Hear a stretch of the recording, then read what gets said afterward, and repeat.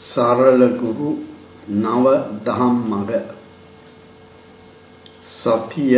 හෙවත් සිහිය සතිය සිහිය හෙවත් කුසල පක්ෂය මතක් වන ස්වභාවය සතියය කෙලෙස් සහිත සත්‍යයේ සිට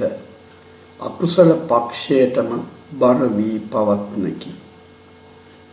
අකුසල පක්ෂයේම විහිදී යන්නකි ගලා යන තියෙහිලු ලබු කබල නොනවති පාවී යන්නාක් මෙන්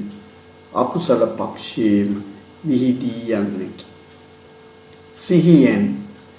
එසේ යන්නා වූ සිතට යන්නට නොදී කුසල පක්ෂෙහි නවත්වනු ලැබේ සත්වයාතින් කුසල ක්‍රියා සිදුවන්නේ සත්වයන්ට කුසල සිත් ඇතිවන්නේ ඒ සිහිය නිසාය සිත ආයාලේ යන විට එසේ යන මඟ අහුරා සිතට ආයාලේ යන්ට නොදී යථාර්ථය මතක් කර දෙන මහා යෝධයා සිහියයි සිත රාග ද්වේෂ මෝහය කරා යන විට එසේ යන මඟ අහුරා සිතට ආයාලේ යන්ට නොදී ආස්වාදය රාගය ද්වේෂය සහ ඉන්පසු ඇතිවිය හැකි අනර්ථය මතක් කර දෙන මහා යෝධයා සිහියයි පෙර ඇසූ දුටු කලකී දෙයක් නැවත සිටීමට හා කරන්ට තිබෙන දෙයක් කරන්නට ඕනෑ යයි සිටීමටද ලෝකයේ සිහියයි කියනු ලැබේ මේ චෛතසික කතාවේ සිහියය ඇසූ දුටු කලකී දෙයක් නැවත සිටීම හා කරන්ට තිබෙන දෙයක් ගැන සිටීම චෛතසික සහිත වූ සිත් බොහෝ ගණනකින් සිදුවන ක්‍රියාවකි මෙහි අදහස් කරන සතිය සෑම කුසල සිතකම අංගයක් වශයෙන් ලැබෙන සූක්ෂම ස්වභාවයකි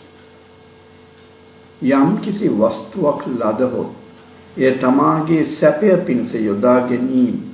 හා සංගවා ආරක්ෂා කර තබා ගැනීම කෙලෙස් සහිත සත්වයාගේ ප්‍රකෘතියය එය පූජා වශයෙන් හෝ අනුග්‍රහ වශයෙන් පරහට දීම ඔහුගේ ප්‍රකෘතියට වෙනස් ක්‍රියාවකි සත්වයා හට ඒ වස්තුව අනෙකුට දෙන්නා වූ සිතක් පහළ වීමට නම් ප්‍රකෘතියෙන් සිත පැවතීගෙන යන ස්වභාවයෙන් යන්නට නොදී නවත්වා ගන්නා වූ ස්වභාවයක්ද ඒ සිතේ අංගයක් වශයෙන් ඇතිවිය යුතුය එය සතියයි පාපකරණයේ කෙලෙස් සහිත සත්වයාගේ ප්‍රකෘතියයි පාපයෙන් වැළකීම එයට විරුද්ධ ස්වභාවයකි රාගය ද්වේෂය හඳුනා ගන්නා සිහිය ඔහුගේ සංතානෙහි පාපයෙන් වළක්නා වූ පාපය දුරු කරන්නා වූ සිතක් පහළ වීමට නම් ප්‍රකෘතියෙන් පැවතීගෙන යන සැටියට යෑම බලක්වන ස්වභාවයක් ඒ සිතට තිබිය යුතුය පාපයෙන් වළක්නා සිත්වල හෙවත් සිල් රැක්නා වූ සිත්වල ඇත්තා වූ ඒ ස්වභාවය සතියය පස්කම් සැපය සෙවීම විඳීම් වශයෙන් ගමන් කිරීම සත්වයාගේ සිතේ ප්‍රකෘතියයි නිර්වාණ මාර්ගයේ ගමන් කිරීම එයට විරුද්ධ ස්වභාවයකි